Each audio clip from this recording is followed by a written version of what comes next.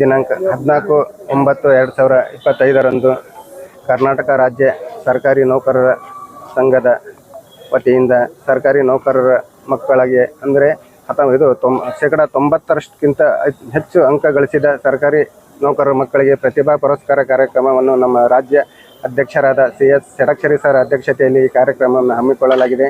ಈ ಕಾರ್ಯಕ್ರಮಕ್ಕೆ ಮುಖ್ಯ ಉದ್ಘಾಟಕರಾಗಿ ನಮ್ಮ ಜಿಲ್ಲೆಯ ಉಸ್ತುವಾರಿ ಸಚಿವರಾದ ಸನ್ಮಾನ್ಯ ಶ್ರೀ ಪ್ರಿಯಾಂಕಾ ಖರ್ಗೆ ಸಾಹೇಬರು ಹಾಗೂ ಉತ್ತರ ಕ್ಷೇತ್ರದ ಶಾಸಕರಾದ ಖನಿಜಾ ಫಾತಿಮಾ ಮೇಡಮ್ ಅವರು ಮತ್ತು ದಕ್ಷಿಣ ಮತಕ್ಷೇತ್ರದ ಶಾಸಕರಾದ ಅಲ್ಲಂ ಪ್ರಭು ಪಾಟೀಲ್ ಸರ್ ಮತ್ತು HKE ಸಂಸ್ಥೆಯ ಅಧ್ಯಕ್ಷರು ಮತ್ತು ವಿಧಾನ ಪರಿಷತ್ ಸದಸ್ಯರಾದ ಸನ್ಮಾನ್ಯ ಶ್ರೀ ಶಶಿಲ್ ನಮೋಸಿ ಸಾಹೇಬ್ ಅವರು ಆಗಮಿಸುತ್ತಿದ್ದಾರೆ. ಅದೇ ರೀತಿಯಾಗಿ ಈ ಕಾರ್ಯಕ್ರಮದ ಕುರಿತು ಮಕ್ಕಳಿಗೆ ಪ್ರೇರಣೆ ನೀಡತಕ್ಕಂಥ ಕಾರ್ಯಕ್ರಮವನ್ನು ನಮ್ಮ ಜಿಲ್ಲಾಧಿಕಾರಿಯಾದ ಶ್ರೀ ಫೌಜಿಯಾ ತರಮ್ಮ ಮೇಡಮ್ ಅವರು ಸಹ ಈ ಕಾರ್ಯಕ್ರಮ ಆಹ್ವಾನಿಸಲಾಗಿದೆ.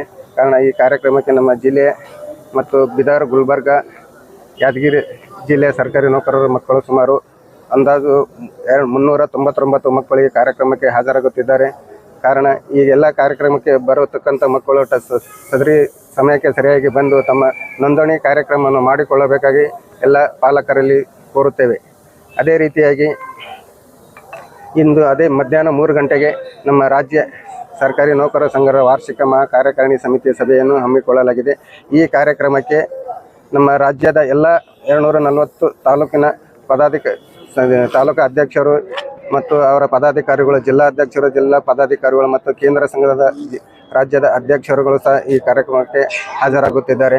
ಅದರಲ್ಲಿ ಎಲ್ಲ ಕಾರ್ಯಕ್ರಮ ನಮ್ಮ ಈ PD ಇಂಜಿನಿಯರಿಂಗ್ ಕಾಲೇಜ್ ಆಡಿಟೋರಿಯಂನಲ್ಲಿ ಕಾರ್ಯಕ್ರಮಕ್ಕೆ ಆಯೋಜಿಸಲಾಗಿದೆ. ತಾವೆಲ್ಲರೂ ಈ ಕಾರ್ಯಕ್ರಮಕ್ಕೆ ಬಂದು ಈ ಸರ್ಕಾರಿ ನೌಕರರ ಸಂಘದ ಕಾರ್ಯಕ್ರಮ ಯಶಸ್ವಿಗೊಳಿಸಬೇಕೆಂದು ಎಲ್ಲರಲ್ಲಿ ತಮ್ಮ ಕಳಕಳಿಯಿಂದ ಕೇಳಿಕೊಳ್ಳುತ್ತೇವೆ.